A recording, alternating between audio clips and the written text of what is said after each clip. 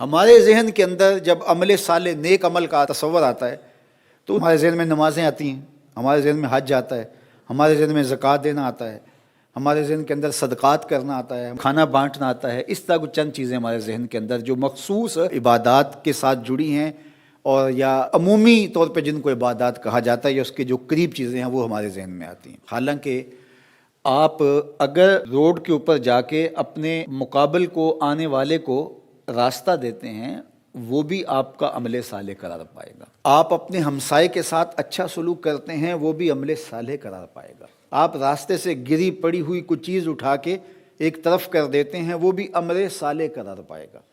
آپ کسی کو مسکرا کے ملتے ہیں وہ بھی عمل صالح قرار پائے گا۔ لا تحتقرن من المعروف ولو ان تلق اخاک بوجہ طلق، تو یہ ہمارا دین ہے۔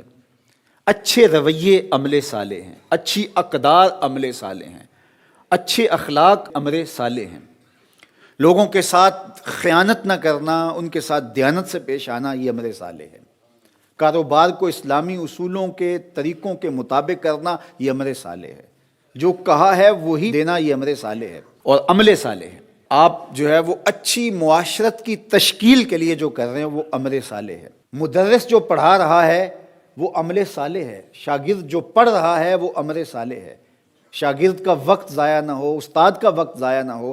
اگر شاگرد خیال رکھتا ہے یا استاد خیال رکھتا ہے تو وہ عمل صالح ہے۔ عمل صالح کا مفہوم بہت زیادہ وسیع ہے جس میں ہماری پوری معاشرت آتی ہے، اس لیے اس کو حسنات دنیا میں ہمارے مفسرین نے شمار کیا، جس سے انسانوں کو خوشی ہوتی ہے، انسانوں کو راحت پہنچتی ہے، انسانوں کو نفع پہنچتا ہے۔ وہ کافر بھی ہوں اور ان کو بھی کوئی نفع پہنچتا ہے، آپ نے راستہ بہتر کر دیا اور اس سے کافر بھی گزرتا ہے، اس کو بھی فائدہ پہنچتا ہے، تو یہ عمل صالح قرار پائے گا۔ آپ کی زبان سے نکلا ہوا جملہ جس سے خیر پھوٹتی ہے اور معاشرے میں صالحیت کا نور پھیلتا ہے وہ بھی عمل صالح قرار پائے گا۔ آپ اپنی گاڑی کو صحیح کرواتے ہیں اور اس کا دھواں ماحول کے اندر آلودگی کا سبب نہیں بنتا تو وہ عمل صالح کے زمرے میں آئے گا۔ اور اگر آپ کی گاڑی کے دھوئیں سے ماحول میں آلودگی پھیلتی ہے تو وہ عمل بد کے زمرے میں آئے گا۔ اور ہم سمجھتے ہیں یہ تو کوئی بری بات ہے ہی نہیں۔ راستے میں اگر کوئی آپ چھلکا پھینک دیتے ہیں اور اس سے کوئی بندہ نہیں بھی پھسلتا، کسی کا اتفاقاً پاؤں نہیں بھی آتا ہے، لیکن وہ عمل بد کہلائے گا۔ اور اگر راستے میں گری ہوئی کوئی چیز اٹھا کے آپ ایک طرف کر دیتے ہیں تو وہ عمل صالح قرار پائے گا۔ آپ بیٹھتے ہوئے خیال کرتے ہیں کسی کا تو وہ عمل صالح قرار پائے گا۔ ہمارے دین کی تعلیمات دیکھیے، لہسن اور پیاز کھا کے مسجد میں آنے سے منع کیا گیا۔ کیوں؟